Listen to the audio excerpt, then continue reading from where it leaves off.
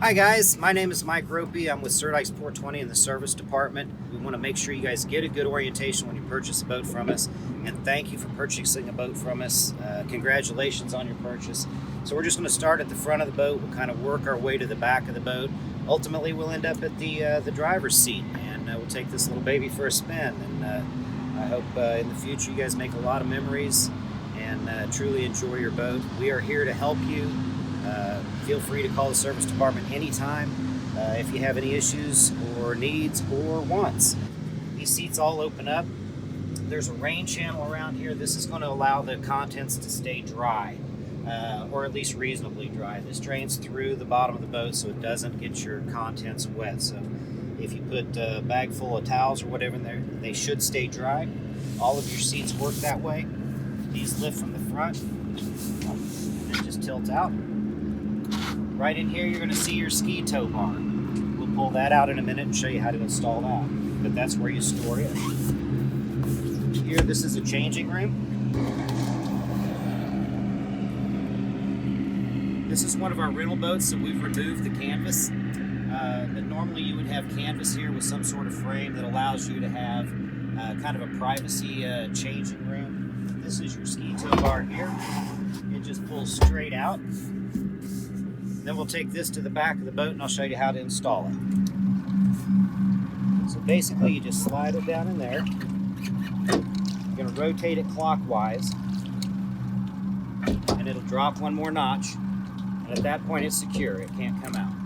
Removal's the same except you rotate counterclockwise and pull up at the same time. At this point I want to show you the gates. The hinge side is over here on this gate. If you pull on this side over here, it puts the hinge in a bind, so you always want to pull up on the hinge side, and they're super easy to open. A lot of folks ask about this compartment right here. This is actually access to the fuel tank. So if you ever need a cinder replaced or something like that, we can get to it without having to cut a hole in your floor. So that's why this is here. All of these operate the same. A few of these have Bimini headrests, allows you to store some items in there. And lastly, we have the ski locker. Plenty of storage here. Goes all the way back up in there. There is a bilge pump in this particular compartment, and I'll talk about that a little bit more at the helm area. You've also got some storage underneath here. Right now we've got the cover shoved up in there. Starting from the top, working our way down. Trim gauge, tachometer, speedometer, fuel gauge. Got a couple of lights here, low oil, overheat. If those lights come on out in the sun, it's hard to see them, but you'll also get a warning buzzer. So you'll know that something's up if either one of those illuminate. It'll be a solid tone if they do. In the middle, we've got our multifunction display. Some people call it sonar, some people call it mapping. This one will do both. So to turn on our multi-function display, you have to turn on the master power switch first, which is all the way on the far right, and then you press and hold the power button on the display. It'll come up, and while it's booting up, we'll talk about a few other things on the boat. Your stereo system is right here. This is a Bluetooth enabled head unit, so you can Bluetooth your phone to it. It's going to have AM, FM, just typical everything that a normal radio would have these days. You do have a 12-volt power point here that you can charge your phone from. And right down here are some inputs for your stereo system. This particular USB port will not charge your phone. It's pretty important to know that. It's strictly an input to the stereo system. So back over here, our multifunction display has booted up. This one's obviously never been turned on before. It's wanting to know what language. We're going to pick English. Go over to yes. This is your return button, the one with a little arrow. And then we have to accept this, so we're going to hit return again. It's going to say configure this device. We'll do that. It wants to know miles per hour, knots. We're going to choose miles per hour. And then finish. So it's a pretty simple setup. At this point, you can see we're at Lake of the Ozarks here. This is the state of Missouri, but we can't really see where we're at. So we're going to push the plus button and start zooming in. And you just hold it down if you want. And as you get closer, it gets more detailed.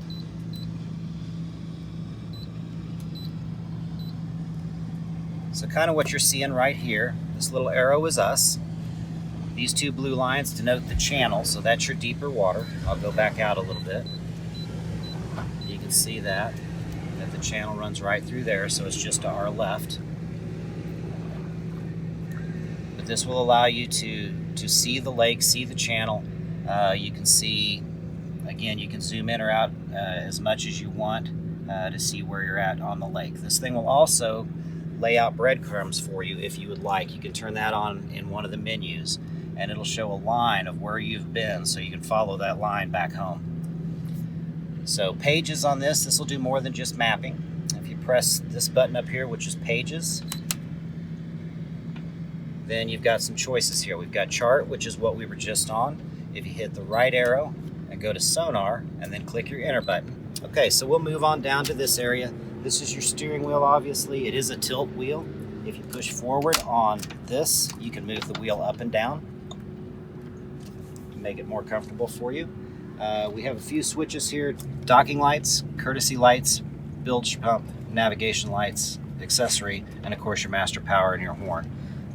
Again, pretty much nothing on this boat works without the master power on. Your horn, turn the master power off, you got no horn.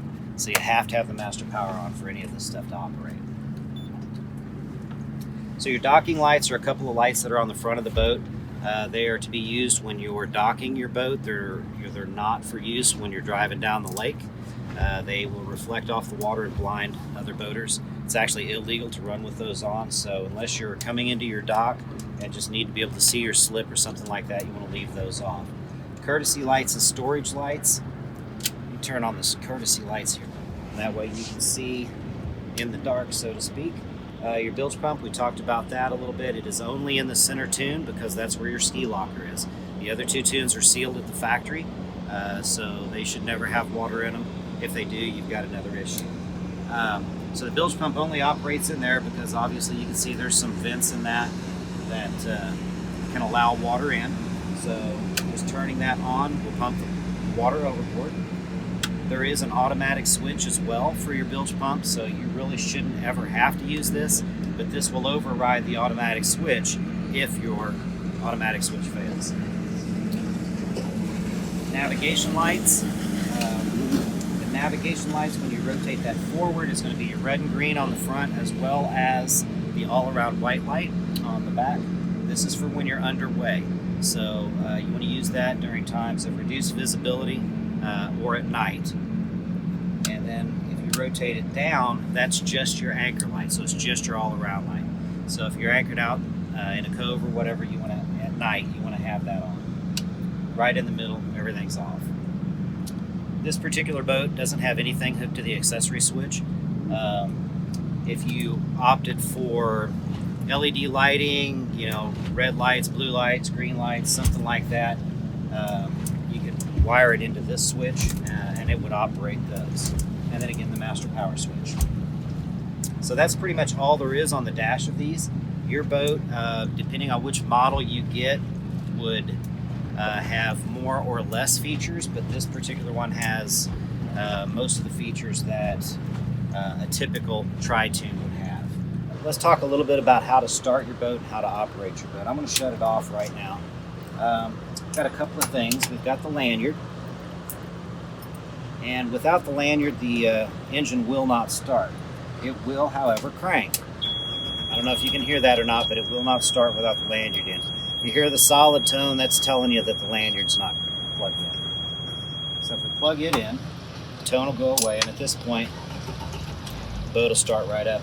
It'll have to be in neutral for that. If it's in forward or reverse, it will not start. So those are the two things that I get, the two questions I get the most about why somebody's boat won't start, is because it's either not in neutral or the lanyard's not plugged in. So keep that in mind as you're boating.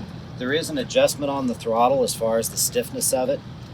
We adjust these as best we can when we put one of these together, when we rig the boat. But there is an adjustment down here to make it tighter. So if you find your throttle is working its way back in rough water or whatever, let us know. We can talk you through how to adjust that, or we can adjust it for you when you have your first service, which we'll talk about service in a bit as well.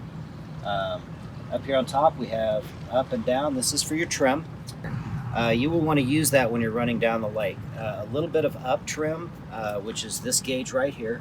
A little bit of up trim will make the boat happier. It brings it up on top of the water better, and it's going to ride better and handle better for you. So there's no magic bullet there. You just have to play with it, learn it. You'll be able to feel it in the steering wheel and the way the boat is operating as to whether you have it properly trimmed. If the nose is bouncing, then you have it over trimmed.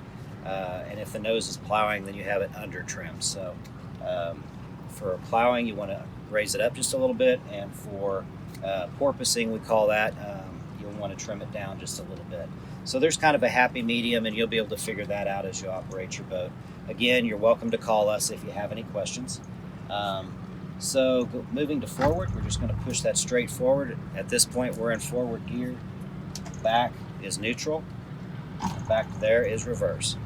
So it's pretty straightforward. You don't have to press any type of lever or anything like that. It's just a straightforward motion. So more throttle, just push it on forward, and we'll start picking up some speed.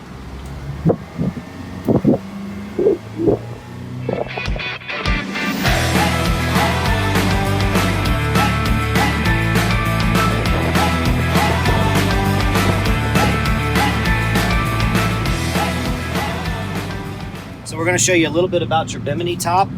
I'm going to unsnap these. We'll take the boot off first. It's just a zipper.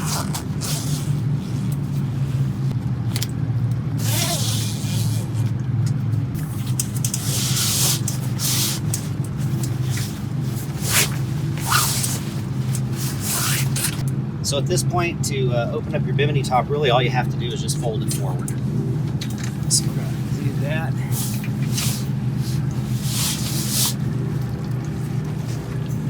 We want to show you how to use these little clips that hold it down. So you can see there's a lot of space between here and here. You want to put your hand up here, and you're going to pull down.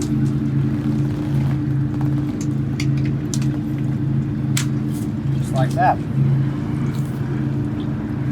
They're really stiff when they're new. Within about 2 or 3 months of using it, it's going to get a whole lot easier to do that. Okay, so we're back at the dock. I want to talk to you a little bit about your service, your first service and your annual services on your new boat. We want these things to last a long time. They're expensive. They're a major purchase. So the easiest way to do that is to call us. We do offer a program called Cove Coverage. Your business office agent will probably bring this up to you and kind of tell you some of the benefits of it. Essentially, it's prepaid service, so you would purchase this up front for maybe a 4-year period or a 3-year period. And if you can operate a telephone, you can maintain your boat, because all you have to do is call us and we're going to take care of it for you. So having said that, your first service should be at about 10 hours. This particular boat does have an hour meter on it. I can show you that real quick. We'll just turn the key on, and it's going to be right here at the bottom of your tachometer. So it's 6.2, so this boat has 6.2 hours on it. And you want to do your first service at about 10 to 15 hours. After that, you want to do an annual service at least once a year or every 100 hours. Most folks don't use their boats 100 hours a year. The average is about 50. But if you are one of those folks that uses it 200 hours a year, then you want to do it twice a year, not just once. And then the years following that, you want to do the same thing. About the 3rd year, you're going to want to put a new water pump impeller in your boat. And you're also going to want to do a lower unit service at that point. We'll do a lower unit service with your first service, your 10-hour service. After that, you shouldn't need that again for about 3 years. So that'll get you about 3 years into the ownership of your boat. After that, our service personnel will recommend what you should do based on the hours on your boat and how old your boat is and those kind of things. So that is how you would operate your boat. Again, any questions, feel free to call myself or the service department at Port 20 or our KK location.